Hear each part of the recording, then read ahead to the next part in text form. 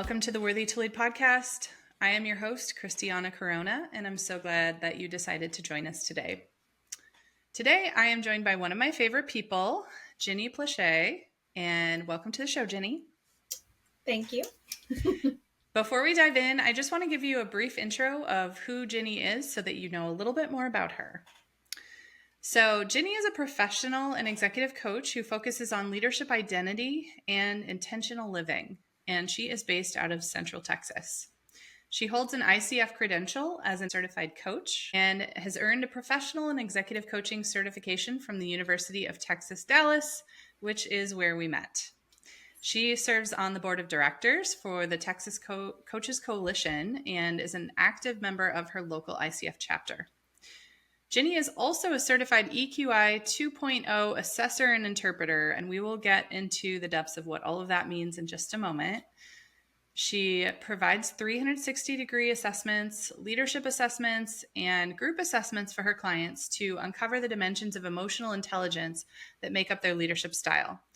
And with roughly 25 years of experience in the retail world, doing things like sales, leadership development, and training, Ginnie's passion is helping driven and growth-oriented individuals build strong team cultures within their organizations. She has been married 25 years, has 2 grown children and a son-in-law, and lives in a beautiful ranch in Bosque County, located in Central Texas. So today we're going to dive a little bit deeper into the various dimensions of emotional intelligence and how they impact our identity as leaders. So with that, let's dive in. Hi, Ginnie. Thanks again. Hi, Kristiana. I'm so excited to be doing this. Yeah, I'm so glad that you're here and that you're going to be able to just give us some more insights around this topic. So maybe just to kick us off, can you talk a little bit about, how did you get into coaching in the first place? Man, I sometimes like to say that I just was born into a coaching family, kind of. It's weird. My dad started coaching before coaching was really a thing, with also UT Dallas before they had those coaching cohorts. But also in my retail career, coaching was in the operating system. And so I was familiar with the way that we spoke to our associates and spoke to each other and used kind of coaching to, help people move forward. And when I left my career, I didn't know that coaching was a job. So I left right as COVID was fixing to hit us. And I was just now finding and exploring Brene Brown's books. I was on the Dare to Lead book, and she kept talking about this Dare to Lead certified thing. And I was like, oh, I want to do that so bad. And I was just, in the middle of redefining my own leadership identity. Who am I? And really, what do I want to be doing? How do I contribute? And so I went to the website. I was looking at this Dare to Lead stuff. They weren't offering it at the time, and they still aren't. But all these people had these letters behind their names, and I'm like, what is this? And so my husband's sitting there with me. We're like Googling it, and we find out about this International Coaching Federation, so the ICF, and what it is, and that you can actually have a career in that. And so then I just started exploring how to become credentialed, and UT Dallas had that full complete program. It was amazing. An awesome experience. Definitely finding you at the very beginning. And that's it. That's how I found it. And the more I learned about it, the more it was exactly, like I said, I was just kind of born into it. So I felt like it just helped me fine tune the things that were already true about me. And that's it. Yeah, I love that explanation because I think there's so many different pathways of getting into coaching, and a lot of people stumble into it by accident. Like they maybe were, doing it to some extent before or interested in it, but they didn't really know what it was or how to gain that expertise. So I love that story. Yeah, you're exactly right. I felt like it gave a definition or a defining word to this thing I could explain and talk about. And so, yeah, it's good. And in your intro, You talk about focusing on leadership identity and intentional living as part of your coaching experience. So, can you talk a little bit more about like what do those words mean to you? Yeah, leadership identity, I think, is how I just finally captured this thought, maybe idea or thing I was observing, something I experienced myself, leaving my career, and then all of a sudden there's this identity crisis, um, and I thought about some of the leaders that I've had, and as I've gained clients, what I realize is a lot of us leaders don't really know how to name who we are. And your identity is who you are. Your job is not who you are. Your job is what you're doing. And so when you can think about who you are and define that, what I call leadership identity, then it's easier, or I think simpler anyway, to transition from one place to another because you carry your known identity with you wherever. And then the intentional living piece of that, I believe, is getting to choose how to live that out. So once I can articulate who I am and how I want to be, then I can intentionally choose more of the path that I want to be on, or at least um, specifically create that path a little better. Mm-hmm. I can really relate to this. Obviously, just making a transition myself, like really thinking about my identity. And for the last 23 years, I've been a design leader. And what does it look like to pivot or transition out of something like that, but not lose my identity of what is it that I bring to the world, or what is it that I brought to that particular part of my career experience that I'm now taking with me. So I love this topic. I think it's very timely.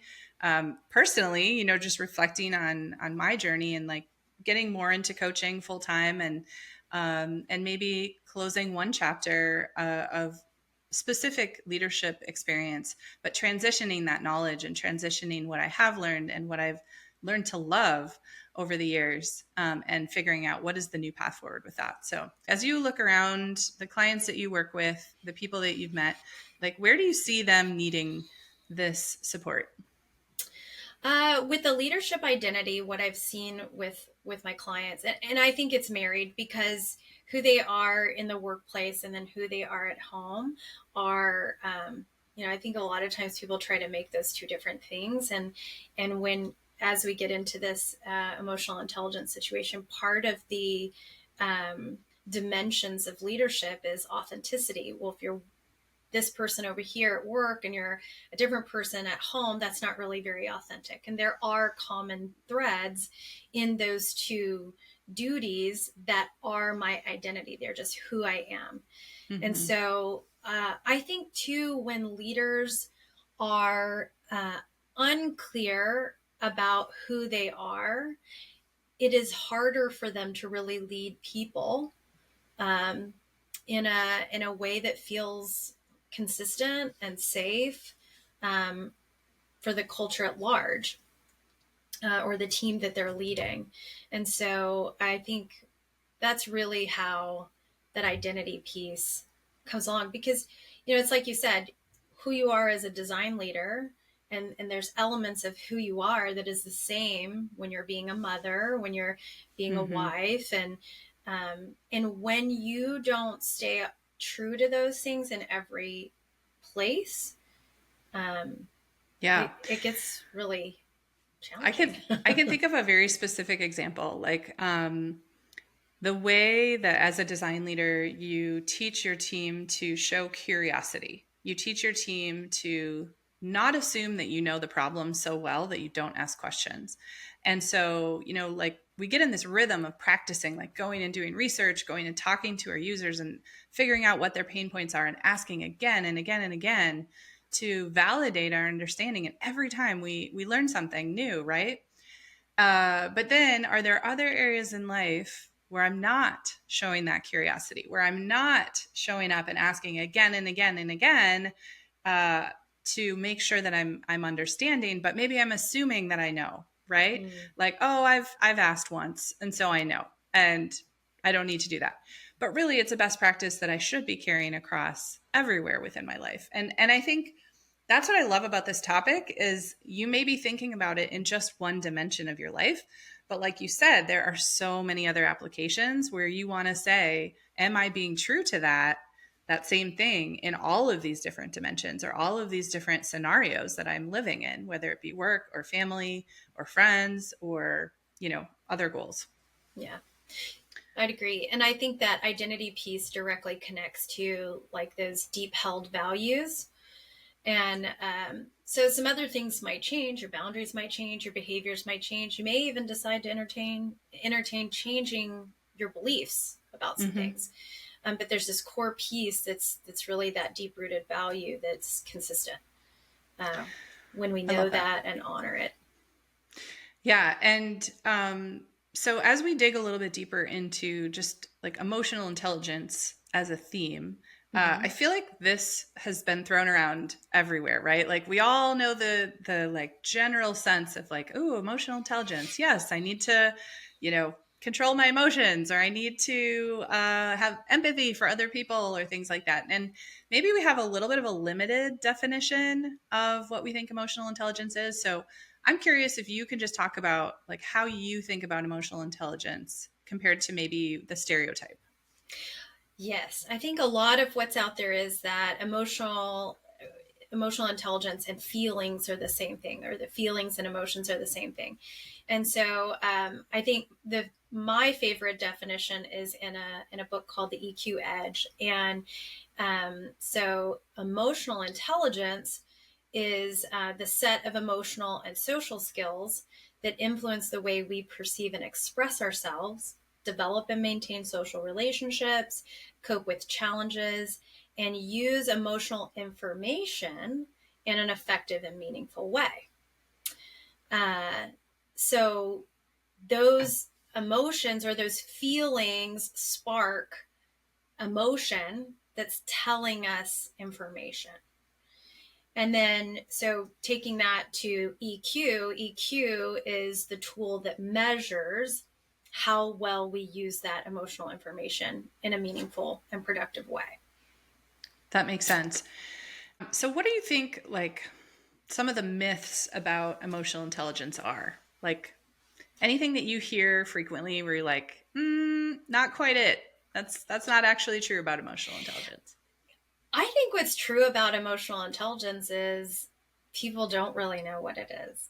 And they think it's feelings, and it gets talked a lot about as soft skills. Soft skills are largely in the emotional intelligence realm. So it's probably safer to say soft skills than it is emotional intelligence. So, like, as you dive into like the EQI test, for example, or the assessment, can you talk about like what are some of the dimensions of emotional intelligence that you're actually measuring using that tool? So there are 5 realms: self perception, self expression, interpersonal, decision making, and stress management. And within those 5 realms are 3 subscales in each category, so a total of 15. So it's measuring self regard, self actualization, and emotional self awareness, emotional expression, assertiveness.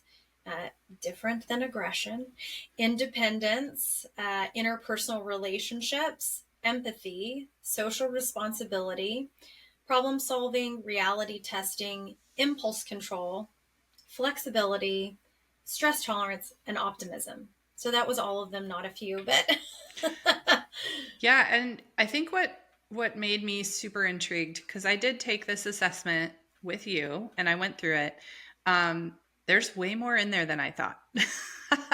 Like I don't know that I would have imagined impulse control or assertiveness or certain things like that, like social responsibility. I don't know that I would have mapped those to emotional intelligence. So how do like as you kind of go through each of those dimensions, how do you use that information to identify or bring awareness to maybe things that they were doing that they didn't even know they were doing?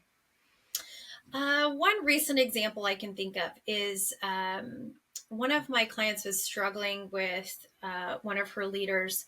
Um, and giving feedback. And she was like, she's really defensive. She has a hard time receiving my feedback.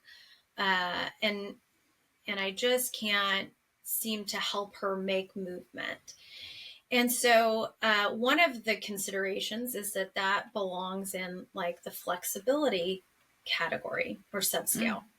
And so when you think about this person's ability to be flexible, or it could even connect to their level of self-regard, right? Self-regard has to do with personal perception and confidence and how well you're willing to look at your strengths and weaknesses. So the whole person. And when you start to look into those categories and what are the activities connected to helping strengthen them, then you can come up with a really tactical plan as, the leader to the employee. But then, if the employee is using that and they can see where those things play out, they can pinpoint it and sort of make their own self-evaluation and map out a plan. And I think it's also interesting thinking about this tool being something that can be used both from a leadership perspective to understand their employees and how they relate to their employees, and then also from the employee perspective, like doing the assessment and saying, how do I identify with my leader? Mm-hmm. And like finding a common language to be talking about. Yes.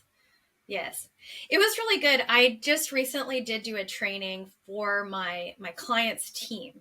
And one of the examples, so she took the EQ assessment. Not all of her employees did, but we wanted to be able to bring emotional intelligence to the office so that there was a common language. Some things could be used in their conversations and linking it to some specific soft skills or emotional intelligence subscales. So this client of mine, so the leader of the office, she's the business owner, was really struggling with the amount of time it was taking to choose lunch. It was stressing her out. It was costing payroll. So there's like payroll dollars going into this, and we're not spending time with clients. Like there is a loss occurring in this time that it took up. And she was really frustrated by it. And what we uncovered for her was it's a people-pleasing thing. She wanted them all to be happy. Well, so if you we had mapped out her plan for her emotional intelligence, and the thing she's working on was independence. Well, independence is about being able to make a decision that is not emotionally dependent on other people. It's her. And so her solution was to set it up. This is how it's going to go. And these are your options. And she did it, and she came back and it worked really well. And she's really excited about it. So when we did this training, we revealed to all of them that this was her strategy, and they all got it. They were like, oh my gosh. And you're right. It relieved so much pressure. And it's such a simple thing, right? But we don't, I mean, she was calculating the total hours wasted every week, deciding and choosing, everybody picking their own meal. And yeah, so we're like, they're going to be happy that you're paying for their food. Like, exactly. And I'm sure they were like perfectly happy with things being more efficient, and didn't feel like she wasn't taking their needs into consideration. Like there was no loss of experience from their perspective. Right. I think what they do is they all put their favorite places in a bucket, and she chooses, and then they order it family style was her solution. And so it was still their pick. Mm-hmm. But it's like the other thing about that is decision making. It is stressful. Mm-hmm. Well, we have stress tolerance on here, and we have decision making on here. And if you have too many decisions, then you get into indecision, and then you're paralyzed, and then you're wasting more time. So it really resolves a lot of things to just identify one place and how it's impacting in a bigger way. And that's a small yet very sizable example. Well, yeah, especially if it's every single week or repeated over time. Yeah. Yes. That's amazing. Can we go through the different EQ dimensions? Can you explain what each of them means, because I think there's a lot of really good stuff in there. And I'm pretty certain that most people are not aware of what all of those things are or what they mean. Would that be okay? Be Yeah, I can do perfect. that. And I will tell you, this may be a good place to say that there will be a link in your show notes to get this thing I'm using to tell the definitions. So it'll be Perfect. available. But because it is interesting. So under self-perception is self-regard, self-actualization, and emotional self-awareness. So self-regard is respecting oneself while understanding and accepting one's strengths and weaknesses. Self-regard is often associated with feelings of inner strength and self-confidence. Self-actualization is the willingness to persistently try to improve oneself and engage in the pursuit of personally relevant and meaningful objectives that lead to a rich and enjoyable life. Emotional self-awareness includes recognizing and understanding one's own emotions. This includes the ability to differentiate between subtleties in one's own emotions while understanding the cause of these Hmm. emotions and the impact they have on one's own thoughts and actions and those of others. Hmm. So there's a lot in those three things, like in that particular category, about recognizing the pattern of how emotions work for you and like what actions they lead to or what behaviors potentially. Exactly. That example I talked about earlier about feedback. So if I the person delivering feedback, then I receive the feedback. It's on me to determine um, my own emotional response Mm-hmm. instead of just going to, oh, they're meaning to cut me down. But if Mm. I can hear feedback and say, regardless of delivery, they're giving feedback, they're taking the time, there is a message for me here to learn. Mm-hmm. Yeah. And going with that first and just believing, in most cases, that this person wants me to know some information. So there's an important translation, it sounds like an important translation of the information that's coming in. How am I going to receive that? What am I going to believe about myself from that information? And am I going to take it as a knock on my expertise or my ability? Or Mm-hmm. am I going to just see it as, like you said, information and someone is trying to teach me something or trying to help me learn something? And Yeah. um, I need to make a change because of that. Yeah. Understanding the cause of my emotional response Mm, that has nothing to do with that other person necessarily. yeah, That other person may have triggered something, but my emotional response is about me. yeah. I love that. So that's a really powerful bucket. So that's self perception. Mm-hmm. What's the next bucket? So self-expression, emotional expression, assertiveness, and independence. So emotional expression is openly expressing one's feelings verbally and non-verbally. Assertiveness involves communicating feelings, beliefs, and thoughts openly and defending personal rights and values in a socially acceptable, non-offensive, and non-destructive manner. Independence is the ability to be self directed and free from emotional dependency on others. Decision making, planning, and daily tasks are completed autonomously.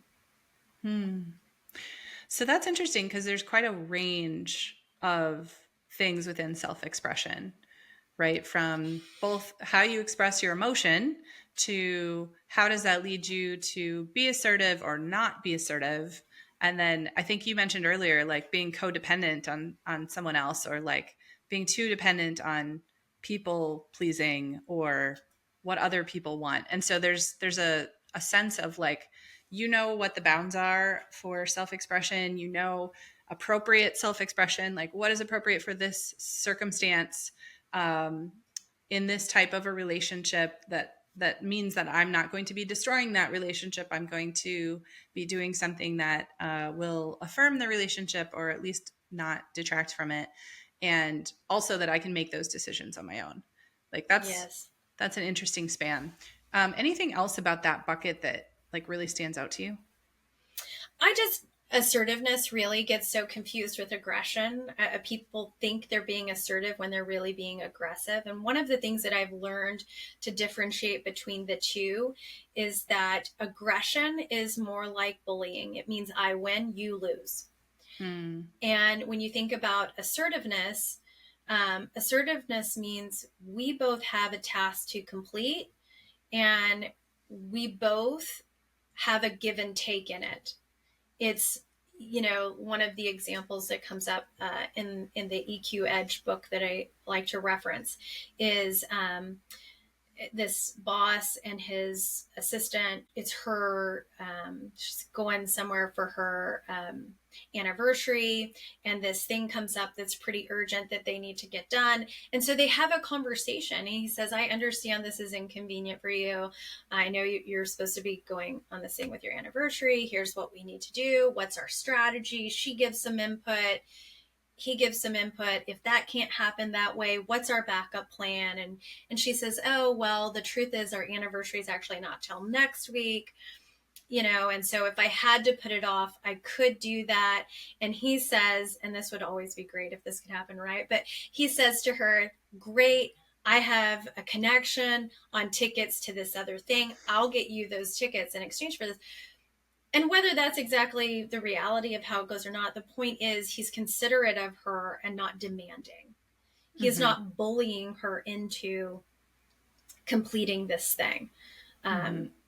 It goes back to her being seen and heard and cared for in the process, and her also giving back a sense of I care about your success too, and I want to participate because your success is my success. And so there's some ebbs and flow to it, if you will. And I think it can be a touchy thing to be responsible for non-offensiveness, because I think it's really hard to gauge what's offensive to every person. And so I think as far as that goes, that would be kind of the other thing.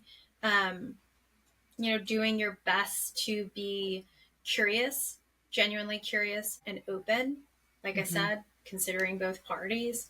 Yeah, that's a really different definition of assertiveness than I think people might have had in mind. Like you mentioned before, it may come across as like, oh, I just need to be the like fist pounding person in the room, and like that's how I win and that's how I express myself. But that's not at all like how assertiveness comes to life within emotional intelligence. Right. This is just how I am. No, that's aggression, not assertiveness.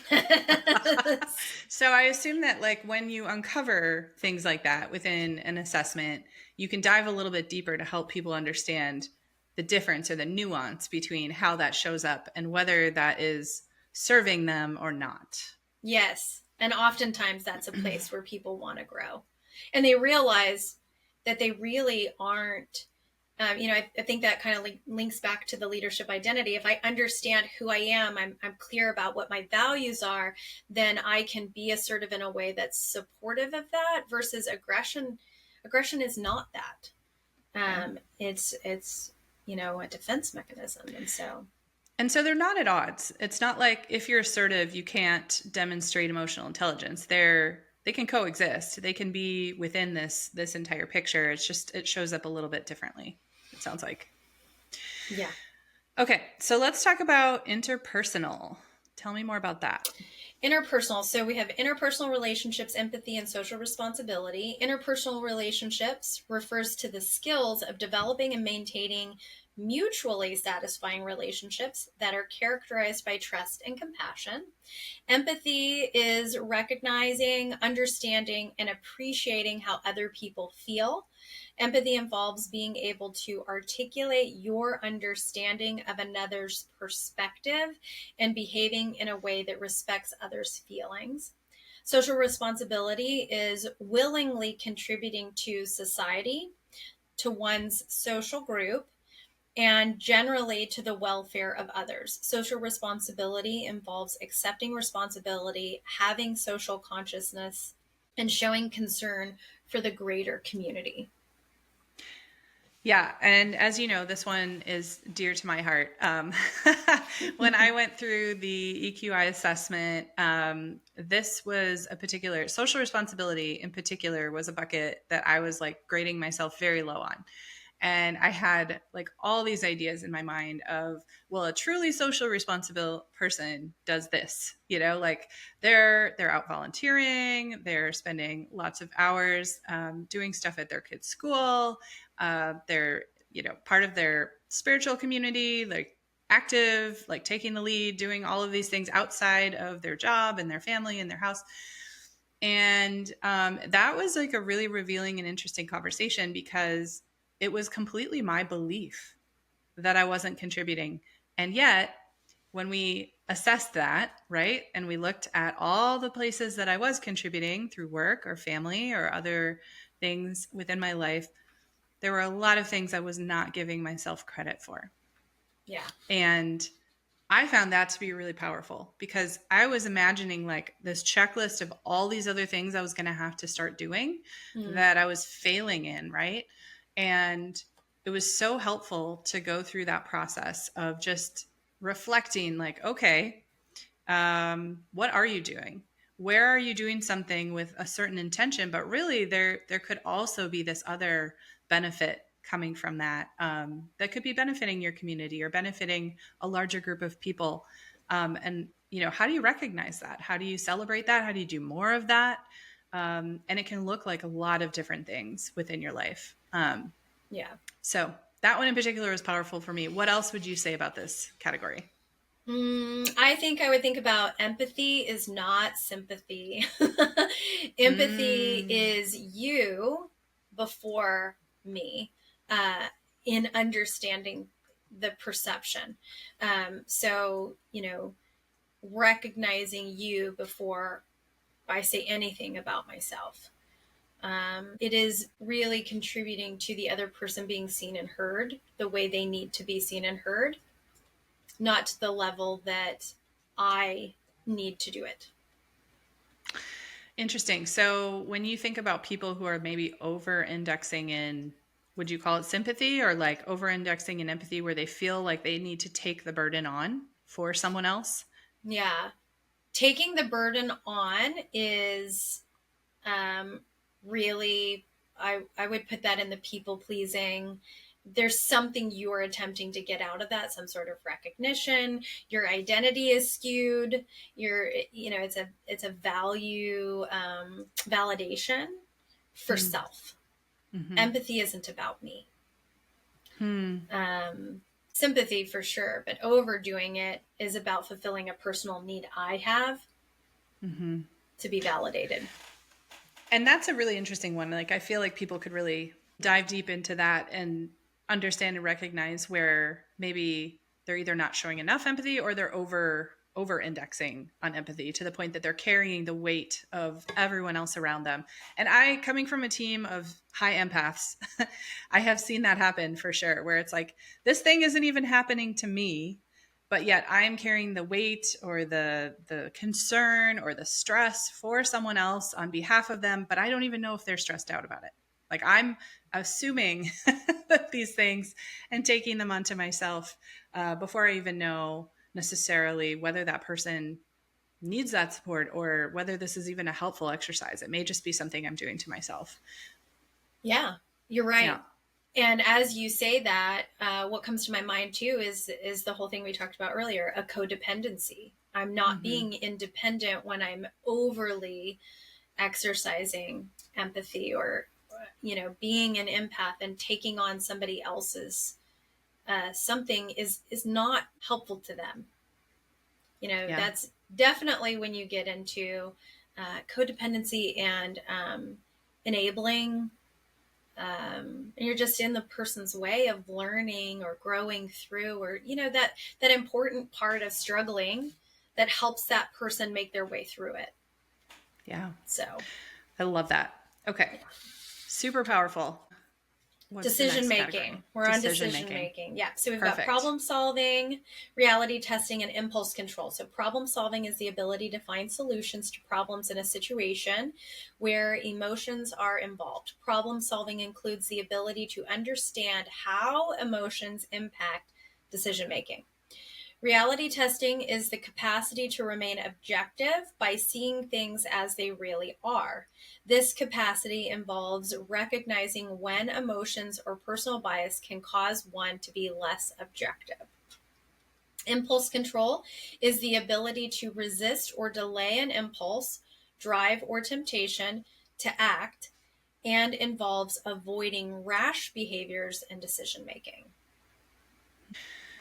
Where do you see people, I guess, as they go through this decision making bucket? So, problem solving, testing reality, and then Mm. understanding how to control their impulses. Where do you see people really needing support the most? Yeah, I think the most underutilized skill here is reality testing and perhaps impulse control.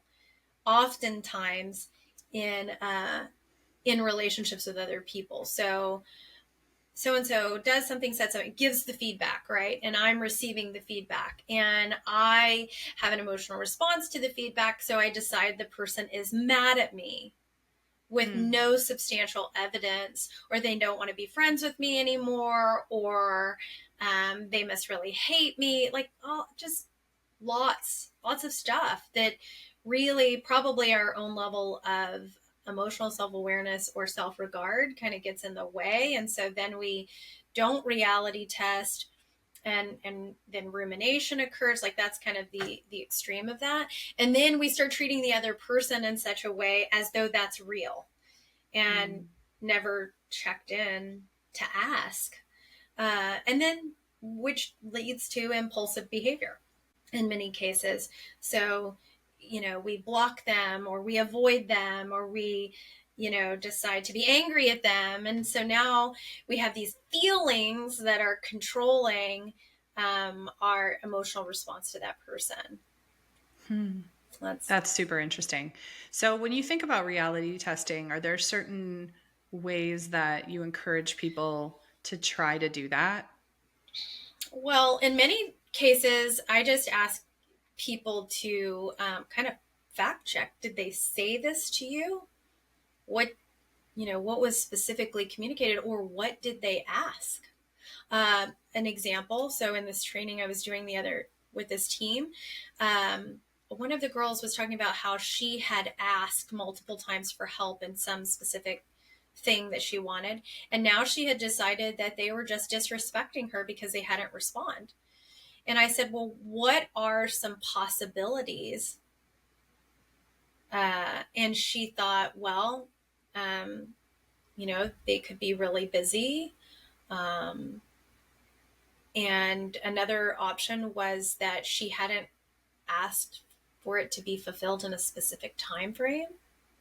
She Mm. didn't express how important or urgent it was. No priority level was given to it. And so the truth is, the other person has their own stuff going on. The Yeah. reality of that situation is that this Yeah. own person has their own cares and concerns and priorities. And so if they don't understand, or maybe they're overwhelmed, or maybe they don't have the skill set, maybe we're not asking the right person, and then we've just jumped to they're disrespecting me. Yeah, this is an interesting one because I feel like there are so many different ways of being able to pause and then go back and check if our lens at that moment is accurate, right? And how often do we just skip right over that and then keep moving forward and make assumptions, but yet, like, maybe we just weren't clear.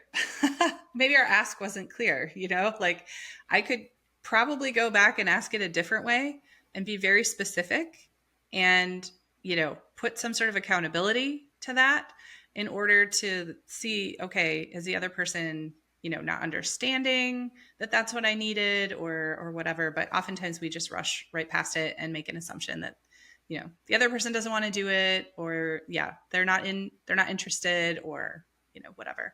But to Yeah. your point, we're often just really busy.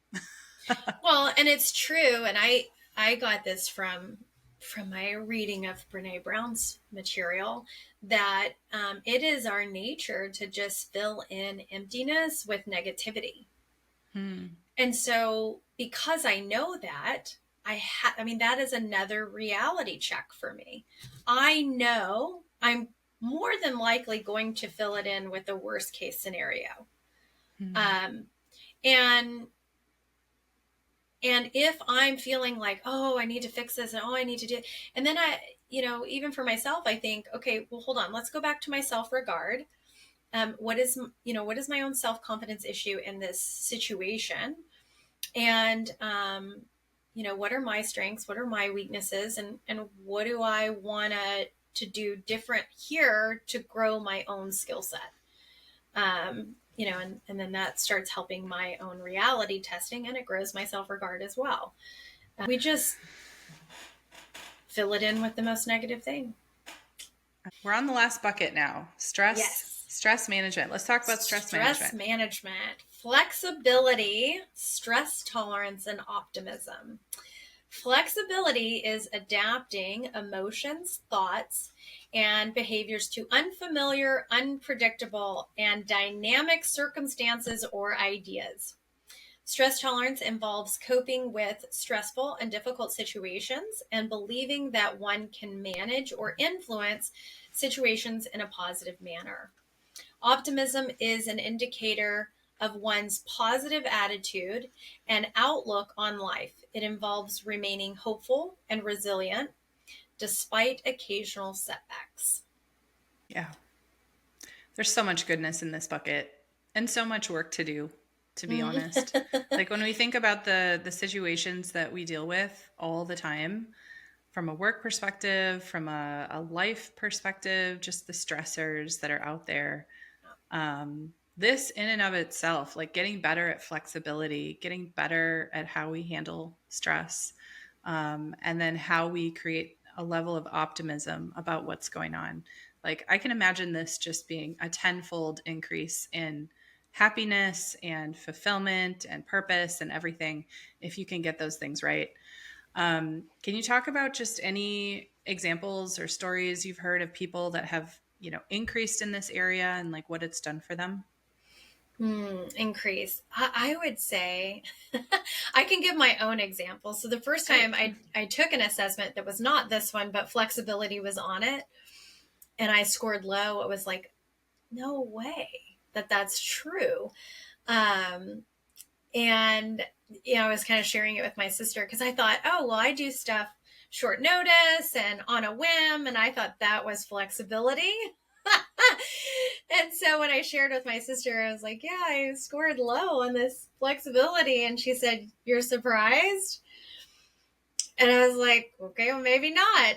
And then I took it again here. It was up a little bit with my EQ assessment, but that would definitely be one of the things that I began to really think about, um, and and what it means to be flexible, and how I emotionally respond, um, and adapt to situations. And um, you know perfect, I think, kind of combo here is generally when someone is low flexibility, they're also low impulse control because they're more likely to be impulsive in their emotion and make rash decisions out of fear. Notice fear is not on the emotional intelligence assessment. It's a feeling that shows up for me, fear and anger.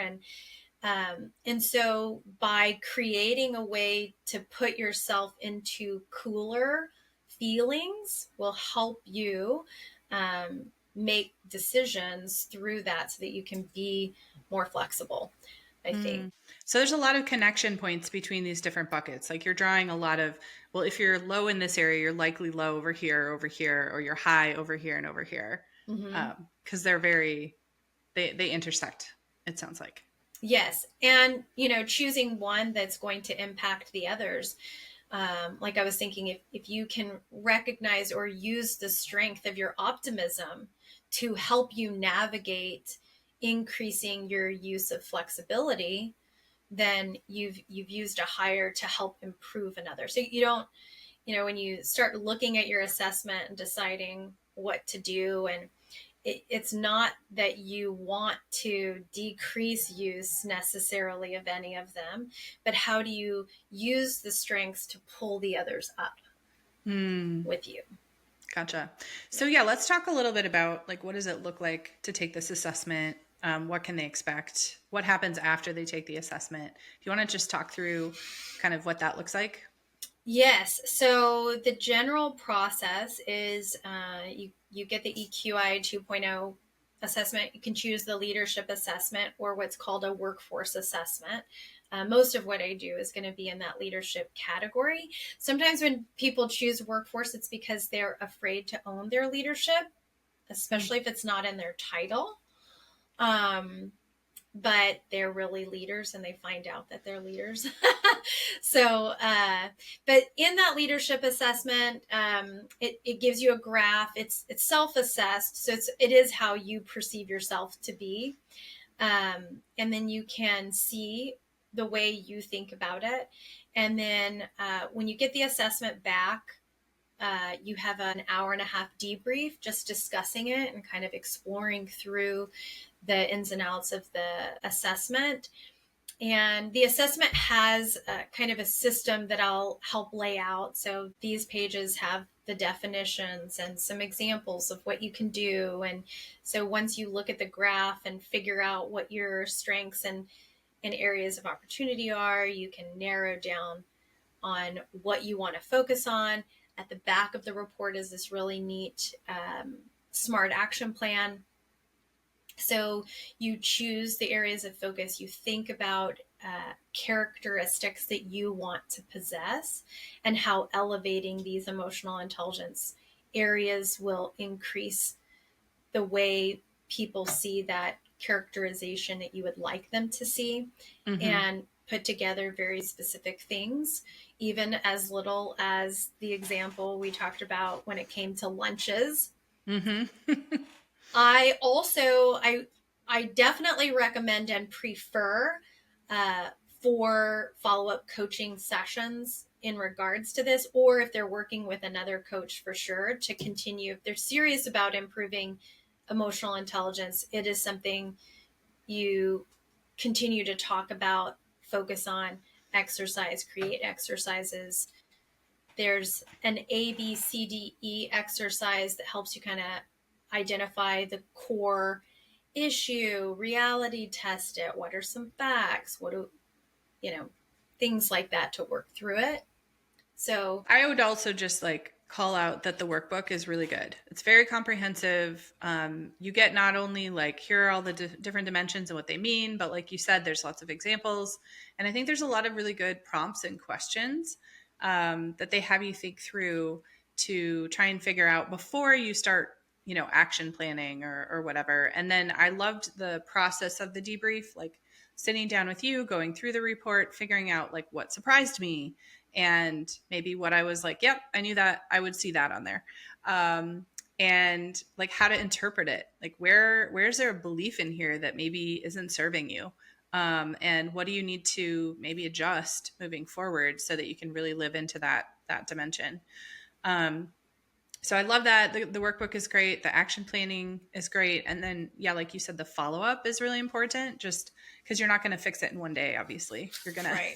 It's going to take some time.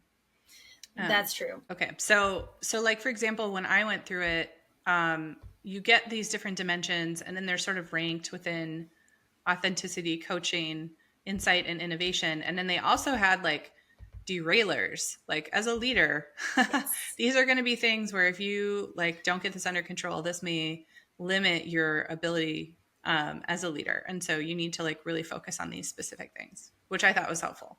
Yes. So when, on the insight piece, if you struggle to take feedback or share with others, it will specifically identify the emotional intelligence area for you to practice in. Yeah. So. Super good. Maybe just to wrap up sort of this evaluation of the EQI and emotional intelligence, like if you could give leaders who are skeptical about, spending more effort learning about emotional intelligence, maybe just one piece of advice, like what would you tell them? I would say think about where you are struggling. First and foremost, if you're struggling, know where. Have you stopped growing? But for sure, think about where you want to be, because emotional intelligence is something that absolutely has capacity for continued growth and development. Studies show well into your 80s, whereas Mm, things like IQ are determined already and they don't change a lot. mm, So EQ is definitely one of those places where you can continue to develop and grow and explore.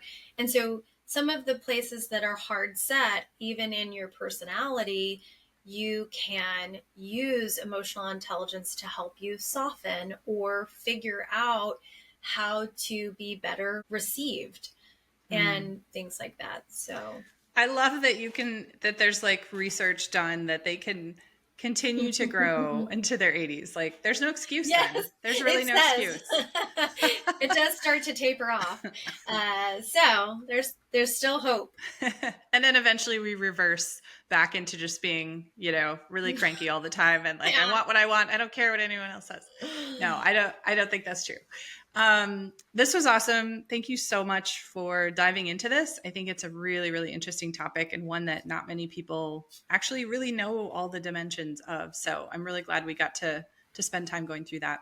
Yes. Um, so if my listeners are interested in learning more about you, like where can they go to find out more? SunshineClimateCo.com, my website. And I'm on LinkedIn, Instagram, and Facebook. Perfect. Yes. And I will include all of this in the show notes so people will have the link. And then you offer different services. I know we talked a little bit about the EQI assessment. Can you just run through like what are the different things that you offer, maybe both around emotional intelligence and then just in general? So the EQI 2.0 is an individual assessment. There's also the option to do EQ 360, which allows others to weigh in and give some input to how they perceive you. So Mm, some reality testing there on what others see versus what you see. Very helpful. very cool. The group is not individualized. So everyone takes it and it's this average of where everybody is. So it helps you see also what is my team looking like? Where's our lows? Where's our highs? Because it will show where the lowest person was and where the highest person was. It just doesn't generate their specific report to them.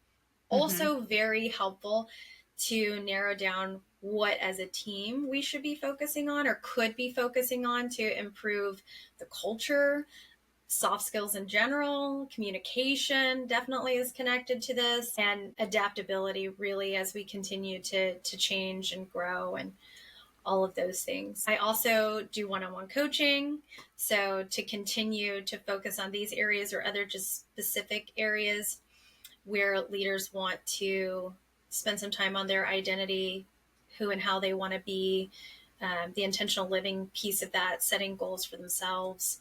And up next for me, very, very, very soon, is an adaptability certification. So it's an AQ assessment, measuring adaptability and helping people figure out how to navigate change better. So in my Super mind, interesting. yeah, a I'm deeper excited to hear impact more on about that. this, a deeper impact on this flexibility piece that's just really needed. Mm.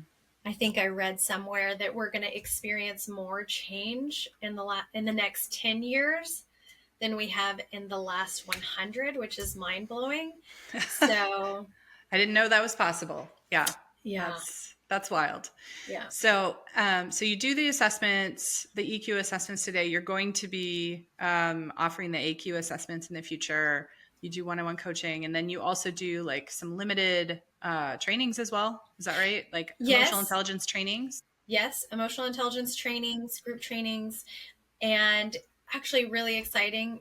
very much also on the horizon is a group, kind of a community that will get to focus on these. So asking questions, hearing other people's examples and situations, and working through how to strengthen emotional intelligence in certain categories. I'm really excited about that community piece. I will have the emotional intelligence that we read through today available in your show notes. It'll also be on my resources page on my website, along with a link to book a call with me if you want to ask more questions or explore ways that this could be helpful for you.